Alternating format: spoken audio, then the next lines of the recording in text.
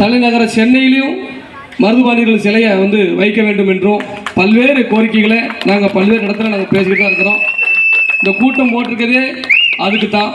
ஏன்னா இந்த ஒரு வருஷத்தில் நம்ம பண்ண போகிற இந்த போராட்டம் ஆர்ப்பாட்டம் தான் நாம் வந்து மேலே இருந்து சொன்னாலே அதை செய்யணும் அப்படிங்கிற எண்ணம் அரசாங்கத்துக்கு வரணும் அப்படின்னு தான். அதனால் கண்டிப்பான முறையில் மச்சான் சத்தியமூர்த்தி தேவருடைய அந்த ஆசை கண்டிப்பாக நிறைவேறும். அதுதான் எங்களுடைய ஒரு ஆசை. என்னோட ஆசை மாப்பிள்ளை 2026 நமக்கெல்லாம் ஒரு மிகப்பெரிய தலைவராக இருக்க வேண்டும்.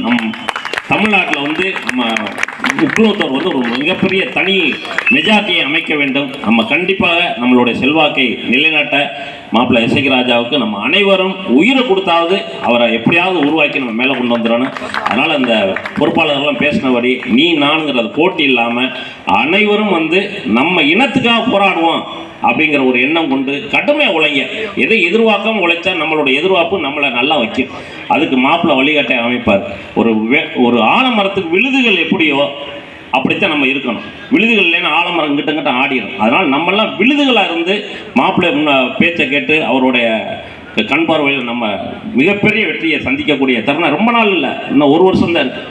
அதனால் எல்லாருமே பாகுபாடின்றி அனைவரும் ஒத்துமையாக ஒருதாய் பிள்ளைகளாக நம் வளர்ந்து நம்ம லட்சியத்தை நம்ம இந்த காலங்களோட நம்மளோட போராட்டங்கள்லாம் கடந்து போகணும். அடுத்த சந்ததிகளுக்கு நம்ம பிள்ளைகள் நம்மளோட இனத்துக்கு போராட்டமே இல்லாமல் அத்தனையும் கிடைக்கிற அளவுக்கு நம்ம ஓடணும். இந்த காலங்களோட நம்மளோட போராட்டம் எல்லாத்துக்குமே நம்ம ரோட்டில் இறங்கி போராட முடியாது. எல்லாத்துக்கும் போராட்டமாக இருக்குது. நான் பார்த்துக்கிட்டு தான் இருக்கேன். அத்தனைக்கும் நம்ம பின்தங்கி அத்தனைக்கும் பாடுபட வேண்டியது போராட்டங்கள். அதனால் நம்ம இந்த போராட்டம் நம்ம காலங்களே கடைசியாக இருக்கணும். அடுத்த நம்மளை இனத்துக்கு இந்த போராட்டங்களை இல்லாமல் எல்லாமே இயல்பாக கிடைக்கக்கூடிய ஒரு கட்டத்தை மாப்பிள்ளை இசைக்கு ராஜா அவர்கள் உருவாக்கி தருவார்கள் என்ற நம்பிக்கை உண்டு. வாழ்த்துக்கு நன்றி. வழக்கறிஞர் சுரேஷ் வாயா வந்து அருப்புக்கோட்டை மாவட்ட செயலர், விருதுநகர் மாவட்ட செயலர் வழக்கறிஞர் சுரேஷ்.